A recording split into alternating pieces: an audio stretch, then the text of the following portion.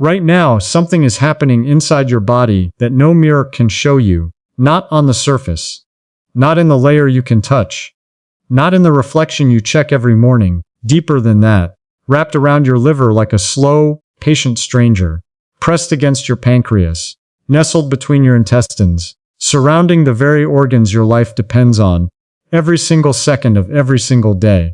You cannot pinch it, you cannot feel it with your hands. You cannot find it on a regular scale. Most people carry it for years, some for decades, completely unaware that it is there, completely unaware of what it is doing. And here is the part that changes everything. You can be losing weight right now. The number on the scale can be going down. Your face can be getting thinner, your arms can be getting lighter. And this fat, this particular, invisible, deeply embedded fat, can be growing silently, steadily. Undisturbed, scientists have spent the last 30 years studying this tissue. And what they have discovered is not what anyone expected. This fat is not passive. It is not simply sitting there waiting to be burned. It behaves more like a living system, producing hormones, releasing inflammatory signals, communicating with your liver, your heart, your immune system, and even your brain. It has been quietly reshaping your biology from the inside. And the most unsettling discovery of all? Almost everything people do to try to lose it, the diets, the calorie counting, the steady morning jogs, largely misses it entirely. This is the story of visceral fat, what it actually is, what it actually does, and what the science says genuinely works to make it leave. Here is the question that has frustrated researchers, doctors, and millions of people for generations. Why does belly fat stay? You lose weight in your face, in your neck, in your arms and legs. But the belly, the deep, stubborn, internal belly, barely moves. You know people who have tried everything. Calorie restriction, hours of cardio every week, eliminating entire food groups. And the waist stays. The belly remains. The energy stays low. The blood sugar keeps creeping up. The doctor keeps raising concerns. Why? Why does this particular fat resist the things that work everywhere else in the body? Why do slim people, people with perfectly normal BMI scores, develop heart disease, metabolic disorders, and dangerous inflammation, as if they had been severely overweight for decades? The answer lives in the biology of visceral fat itself. And once you understand that biology, truly understand it at the level where the actual decisions are being made, the path forward becomes clear in a way it has never been before. Think about your own body for a moment. Have you noticed belly fat that simply will not move? No matter how carefully you eat, no matter how consistently you exercise? Have you felt that familiar afternoon crash? That heavy, foggy exhaustion that arrives after lunch and makes the rest of the day feel like wading through deep water? Do you find yourself craving sugar or salt in the late afternoon, almost like clockwork, as if your body is demanding something your last meal could not provide? Have you checked your weight and found it reasonable? And yet something around the middle still looks and feels different from the rest of your body? These are not random experiences. They are not signs of weakness or lack of discipline. They are biological signals. Specific, recognizable patterns that researchers have associated with one thing, the presence of excess visceral fat and the metabolic disruption it creates. And consider someone you might know, a parent, a sibling, a colleague. Medium build. Not dramatically overweight by any standard measure, but the doctor keeps flagging things. Blood sugar slightly elevated, inflammation markers shifting, energy and clarity declining year by year. That person does not look like someone in metabolic trouble. But inside, the signals have been building for a long time. Modern life has built the perfect conditions for visceral fat accumulation. Chronic low-grade stress that never fully resolves. Sleep that is consistently shorter and shallower than the body needs. Meals eaten quickly, irregularly, at the wrong hours, in states of distraction and mild anxiety. A nervous system that has been running in emergency mode so consistently that it barely remembers what genuine rest feels like. Your body is not broken in this environment. It is adapting. Visceral fat is the adaptation. It is the physical record your biology has been keeping of everything it has been asked to survive. Here is what the research actually shows, and why it changes the entire conversation. For most of medical history, fat was understood as storage tissue, passive, inert, a place where excess energy went to wait. The assumption was that fat was essentially the same regardless of where it sat in the body. That assumption was fundamentally wrong. Visceral fat, the fat that accumulates deep inside the abdominal cavity, surrounding the organs, is metabolically active tissue. It functions more like an endocrine gland than a storage depot. It produces hormones. It releases inflammatory proteins. It participates actively in the regulation of blood sugar, cardiovascular health, immune function, and neurological processes. A landmark study from the Mayo Clinic followed more than 15,000 people over 15 years. The findings were stark. Those carrying high levels of visceral fat had double the risk of early death compared to those with low visceral fat, regardless of their total body weight. The location of the fat mattered far more than the total amount. Research from the American Cancer Society found that people with elevated visceral fat carried a 44% higher risk of developing certain cancers, including breast, colon, and pancreatic cancer. And perhaps most critically, a study from the University of Alabama identified a condition researchers now call metabolically obese, normal weight. These are individuals with completely standard BMI measurements carrying visceral fat deposits severe enough to produce full metabolic syndrome. Normal weight, normal appearance, but internally, the same biological risk profile as someone significantly obese. The scale is not telling these people the truth. So why does visceral fat resist the interventions that work for fat elsewhere in the body? The answer lies in insulin. Subcutaneous fat, the fat just beneath the skin, responds normally to insulin. After a meal, insulin rises, subcutaneous fat cells receive the signal, and they stop releasing fatty acids into the bloodstream. The system works as designed. Visceral fat does not follow these instructions. It is insulin resistant from its very formation. After a meal, even as subcutaneous fat responds normally, visceral fat continues releasing free fatty acids directly into the portal vein, the vessel that connects the abdominal cavity directly to the liver. The liver receives this constant flood of fatty acids and begins to malfunction. It develops its own insulin resistance. It starts producing glucose even when blood sugar is already elevated. It shifts its cholesterol output toward more harmful patterns.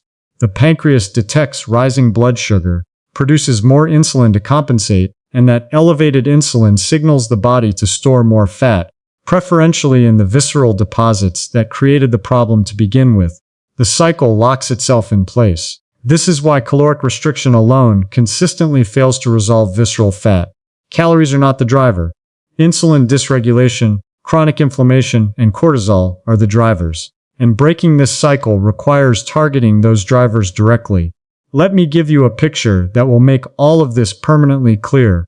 Imagine your body is a sophisticated city. At the center of this city, at the very core of its infrastructure, sit the most critical facilities, the power stations, the water treatment plants, the communications hub, the central government. In your body, these are your heart, your liver, your kidneys, your pancreas. Everything the city does depends on these central facilities functioning correctly. Now imagine that over many years, a separate construction project has been quietly building structures in the spaces between those central facilities, not in the outer neighborhoods. Right in the heart of the city, between the power station and the water treatment plant, adjacent to the central government buildings. These structures are not empty warehouses. They have their own broadcasting towers, their own chemical signal systems. They transmit continuously, and their transmissions are corrupted. They send false emergency alerts to the power grid. They reroute traffic in ways that create gridlock. They interfere with the communications between the city's most critical departments. The city still runs. From the outside, it might look completely normal, but at the infrastructure level, the dysfunction is spreading. The power station is overproducing under false emergency signals.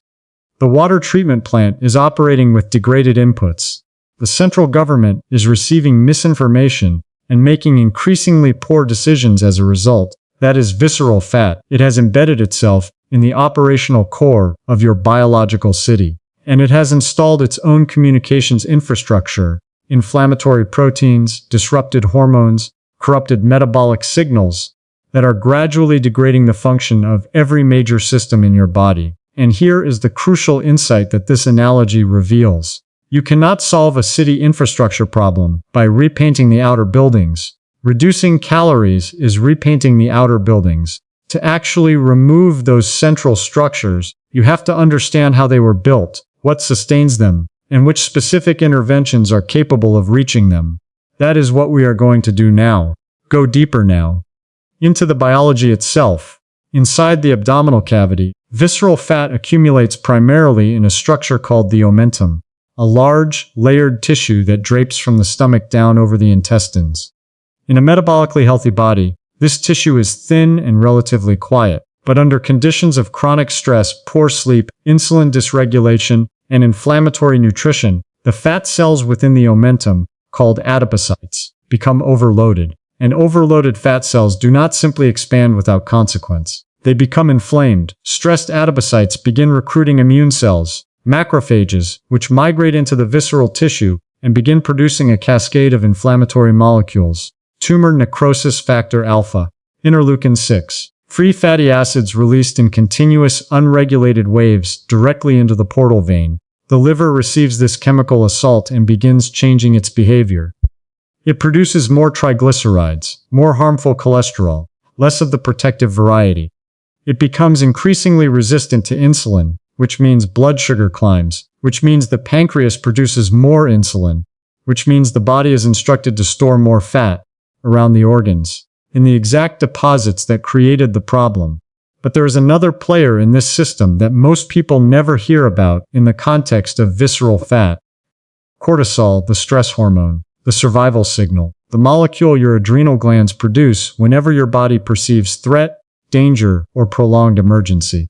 Visceral fat cells contain cortisol receptors, far more of them than subcutaneous fat cells. And these receptors are 4 times more sensitive to cortisol than receptors anywhere else in the body's fat tissue. When cortisol rises, during stressful periods, during nights of insufficient sleep, during blood sugar crashes, during chronic anxiety, it finds these receptors and delivers a direct molecular instruction: store fat here, around these organs. Now every difficult year, every season of insufficient sleep, every prolonged period of stress that never fully resolved, your cortisol system has been converting all of it, through this precise molecular pathway, into visceral deposits. Your body was not malfunctioning. It was reading the signals it was receiving: chronic stress, broken sleep, irregular fuel intake, a nervous system perpetually in emergency mode, and responding with the only tool evolution gave it for prolonged survival crises. It stored energy as close to the vital organs as possible, prepared for a catastrophe that, in modern life, never fully arrives. There is something worth sitting with before we move into solutions. Visceral fat is, in a very real sense, the physical autobiography of your stress. Every period of sustained pressure, every season of broken sleep, every year when demands exceeded your capacity to recover, when the pace of life consumed everything and genuine rest felt like something other people got to have, your body recorded all of it. Not as a punishment, not as a failure. As preparation, your biology looked at the signals you were sending: elevated cortisol, disrupted sleep architecture, irregular nutrition, a nervous system that never fully came down from high alert. And it made the only rational decision available to it. This person is living through an extended emergency. I need to ensure their survival. I will store dense energy reserves in the most immediately accessible location possible, surrounding the organs that will need fuel most urgently. If the crisis becomes acute, your body was not betraying you. It was trying to save you. The problem is that modern stress never resolves the way ancient physical threats did. A predator either caught you or it did not. The threat ended. The cortisol fell. The body recovered. But the modern threats, financial pressure, relationship strain, chronic overwork, digital overstimulation, the low-grade anxiety of a world that never stops demanding your attention, they do not end. The cortisol stays elevated, the sleep stays fractured, the body stays convinced the emergency is ongoing, and the visceral fat stays exactly where the body believes it is needed most. Understanding this is not just emotional clarity, it is the biological foundation of the solution, because the pathway to losing visceral fat runs directly through the nervous system, through cortisol, through the stress response. You cannot force your way out of this. You have to convince your body that it is safe to let go. Now let us talk about what the research actually supports. not theory, not general wellness advice. Specific, targeted interventions that address the biological drivers of visceral fat directly. When you wake up after 7 to 9 hours of overnight rest, your body has been fasting for 8 to 10 hours. Liver glycogen, the stored glucose your liver uses for energy, is depleted. Insulin is at its lowest point of the day. Your body has already begun shifting toward fat oxidation as its primary fuel source. Exercise in this state produces a preferential fat-burning environment that is biologically distinct from exercising after eating. Research published in the Journal of Applied Physiology found that people who performed cardiovascular exercise in a fasted state burned 20% more total fat than those who ate before exercise. Critically, the fat burned in the fasted state came disproportionately from visceral stores, the deep organ fat, not the subcutaneous surface layer. This does not require extreme exertion. 20 minutes of brisk walking followed by 10 minutes of body weight movement, squats, lunges, push-ups, performed 5 mornings per week before eating anything produces measurable visceral fat reduction over 8 to 12 weeks. The key is doing it before the first meal. Black coffee or water only. The overnight fasting state extended through the morning training window creates the specific hormonal conditions, low insulin, elevated glucagon, high fat oxidation, that make visceral deposits accessible as fuel. One important note: if you are new to exercise, begin with 10 minutes of walking. Increase gradually. If you feel dizzy or significantly weak, your body may need a small amount of food first. The goal is not punishment. The goal is creating the metabolic conditions for visceral fat to be used as fuel. Listen to your biology. Intervention 2. Time-restricted eating, with an early dinner when you eat, is as metabolically significant as what you eat. Research from Dr. Courtney Peterson at the University of Alabama demonstrated that concentrating all food intake within an 8 to 10 hour daily window and ending that window by 6 or 7 in the evening produced significant reductions in visceral fat, blood pressure, and oxidative stress markers.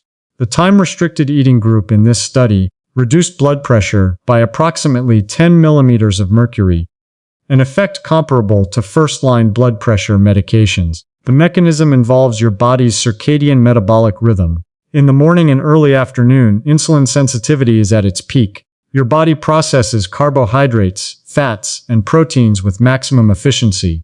In the evening and overnight, your biology expects a fasting state. Eating during these hours, particularly carbohydrate-rich meals, produces greater insulin elevation, greater fat storage, and greater visceral accumulation than the identical meal consumed earlier in the day. Late eating also disrupts sleep architecture. Fragmented, insufficient sleep raises cortisol, and elevated cortisol, as we have established, directly instructs visceral adipocytes to store more fat. A practical starting point is an eating window from 11 in the morning to 7 in the evening.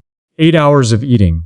16 hours of fasting. The final meal completed at least 3 hours before sleep. If 8 hours feels too compressed initially, begin with a 10-hour window. The most critical element is the early endpoint, stopping well before bedtime, rather than a precise start time. Consistency across weeks produces the results. Individual days matter far less than the pattern sustained over time. Eliminating carbohydrates entirely is not necessary, and for many people is not sustainable.